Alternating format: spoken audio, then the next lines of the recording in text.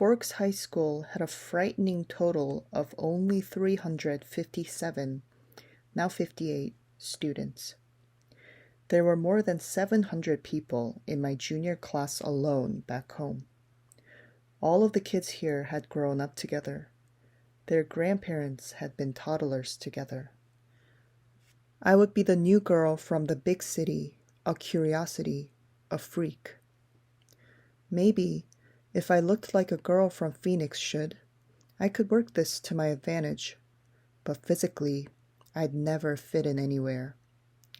I should be tan, sporty, blonde, a volleyball player, or a cheerleader perhaps. All the things that go with living in the Valley of the Sun.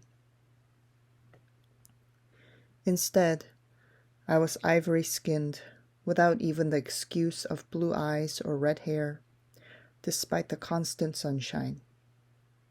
I had always been slender, but soft somehow, obviously not an athlete. I didn't have the necessary hand-eye coordination to play sports without humiliating myself, and harming both myself and anyone else who stood too close. When I finished putting my clothes in the old pine dresser, I took my bag of bathroom necessities and went to the communal bathroom to clean myself up after the day of travel. I looked at my face in the mirror as I brushed through my tangled, damp hair. Maybe it was the light, but already I looked sallower, unhealthy. My skin could be pretty. It was very clear, almost translucent looking, but it all depended on color. I had no color here. Facing my pallid reflection in the mirror, I was forced to admit that I was lying to myself.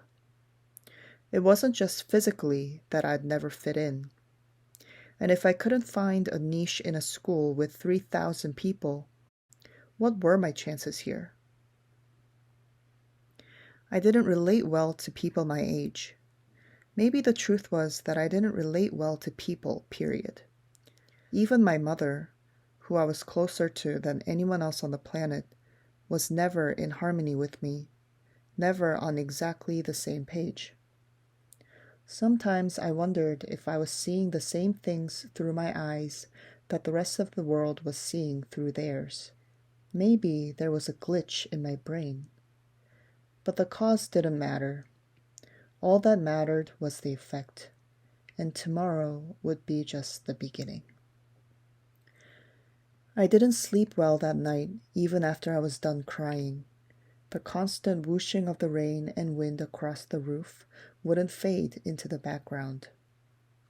I pulled the faded old quilt over my head, and later added the pillow too. But I couldn't fall asleep until after midnight, when the rain finally settled into a quieter drizzle. Thick fog was all I could see out my window in the morning, and I could feel the claustrophobia creeping up on me. You could never see the sky here. It was like a cage. Breakfast with Charlie was a quiet event. He wished me good luck at school. I thanked him, knowing his hope was wasted. Good luck tended to avoid me. Charlie left first, off to the police station that was his wife and family. After he left, I sat at the old square oak table in one of the 3 unmatching chairs and examined his small kitchen with its dark paneled walls, bright yellow cabinets, and white linoleum floor.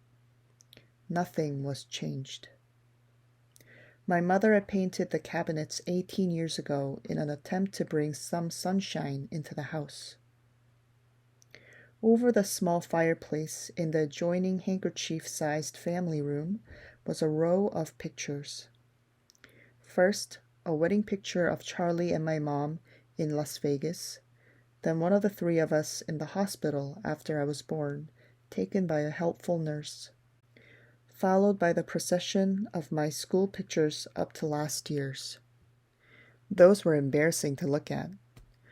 I would have to see what I could do to get Charlie to put them somewhere else, at least while I was living here.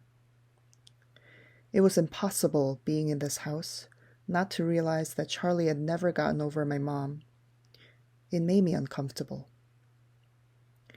I didn't want to be too early to school, but I couldn't stay in the house anymore.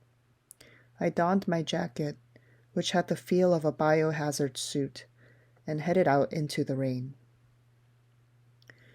It was just drizzling still, not enough to soak me through immediately as I reached for the house key that was always hidden under the eaves by the door and locked up.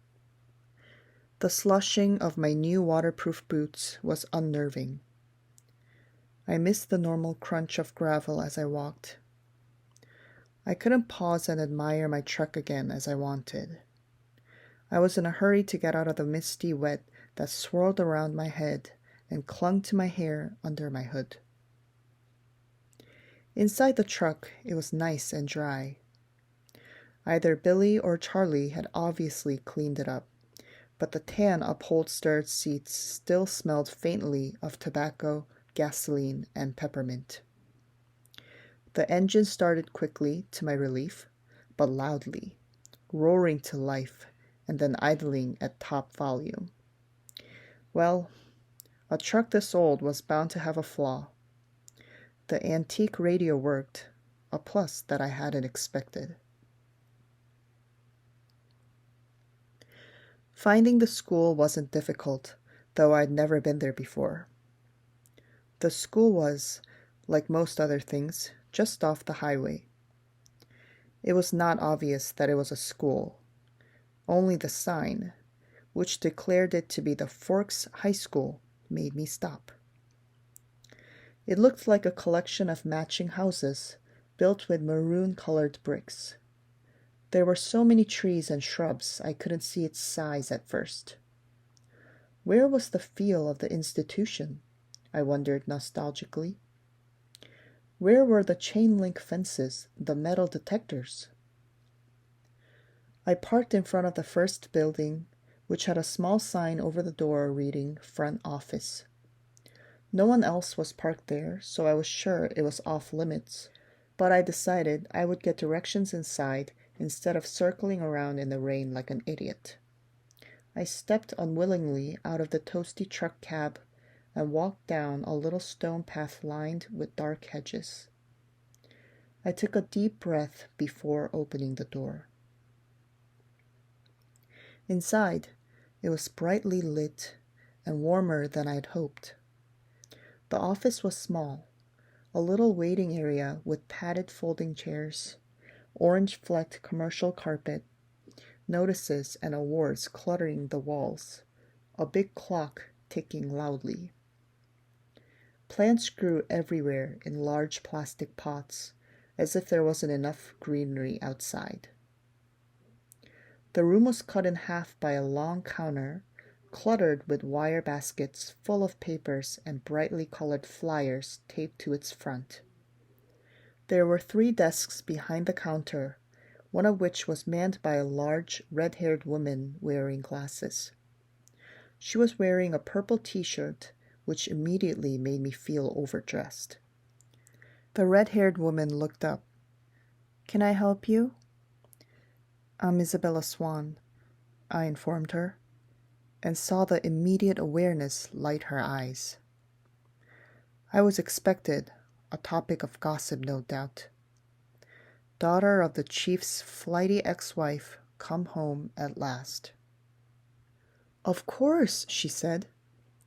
She dug through a precariously stacked pile of documents on her desk till she found the one she was looking for. "I have your schedule right here and a map of this school." She brought several sheets to the counter to show me. She went through my classes for me, highlighting the best route to each on the map, and gave me a slip to have each teacher sign, which I was to bring back at the end of the day. She smiled at me and hoped, like Charlie, that I would like it here in Forks. I smiled back as convincingly as I could. When I went back out to my truck, other students were starting to arrive. I drove around the school, following the line of traffic. I was glad to see that most of the cars were older like mine, nothing flashy. At home, I lived in one of the few lower-income neighborhoods that were included in the Paradise Valley district. It was a common thing to see a new Mercedes or Porsche in the student lot. The nicest car here was a shiny Volvo, and it stood out. Still, I cut the engine as soon as I was in the spot so that the thunderous volume wouldn't draw attention to me. I looked at the map in the truck, trying to memorize it now. Hopefully, I wouldn't have to walk around with it stuck in front of my nose all day. I stuffed everything in my bag, slung the strap over my shoulder, and sucked in a huge breath. I can do this, I lied to myself feebly. No one was going to bite me. I finally exhaled and stepped out of the truck. I kept my face pulled back into my hood as I walked to the sidewalk, crowded with teenagers. My plain black jacket didn't stand out, I noticed with relief. Once I got around the cafeteria, Building 3 was easy to spot. A large black 3 was painted on a white square on the east corner. I felt my breathing gradually creeping toward hyperventilation as I approached the door. I tried holding my breath as I followed 2 unisex raincoats through the door. The classroom was small. The people in front of me stopped just inside the door to hang up their coats on a long row of hooks. I copied them. There were 2 girls, one a porcelain-colored blonde, the other also pale, with light brown hair. At least my skin wouldn't be a standout here. I took the slip up to the teacher, a tall, balding man whose desk had a nameplate identifying him as Mr. Mason. He gawked at me when he saw my name, not an encouraging response. And of course I flushed tomato red. But at least he sent me to an empty desk at the back without introducing me to the class. It was harder for my new classmates to stare at me in the back, but somehow they managed. I kept my eyes down on the reading list the teacher had given me. It was fairly basic. Bronte, Shakespeare, Chaucer, Faulkner. I had already read everything. That was comforting and boring. I wondered if my mom would send me my folder of old essays, or if she would think that was cheating. I went through different arguments with her in my head while the teacher droned on. When the bell rang, a nasal buzzing sound, a gangly boy with skin problems and hair black as an oil slick leaned across the aisle to talk to me. "You're Isabella Swan, aren't you?" He looked like the overly helpful chess club type. "Bella," I corrected. Everyone within the 3-seat radius turned to look at me. "What's your next class?" he asked. I had to check in my bag. Government with Jefferson in Building 6. There was nowhere to look without meeting curious eyes. "I'm headed toward Building 4. I could show you the way." Definitely overhelpful. "I'm Eric," he added. I smiled tentatively. "Thanks." We got our jackets and headed out into the rain, which had picked up. I could have sworn several people behind us were walking close enough to eavesdrop. I hoped I wasn't getting paranoid. "So, this is a lot different than Phoenix, huh?" he asked. "Very. It doesn't rain much there, does it?" 3 or 4 times a year. "Wow. What must that be like?" he wondered. "Sunny," I told him. "You don't look very tan." "My mother is part albino." He studied my face apprehensively, and I sighed. It looked like clouds and a sense of humor didn't mix. A few months of this, and I'd forget how to use sarcasm. We walked back around the cafeteria to the south buildings by the gym. Eric walked me right to the door, though it was clearly marked. "Well, good luck," he said as I touched the handle. "Maybe we'll have some other classes together." He sounded hopeful.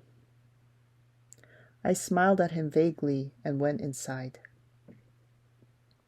The rest of the morning passed in about the same fashion.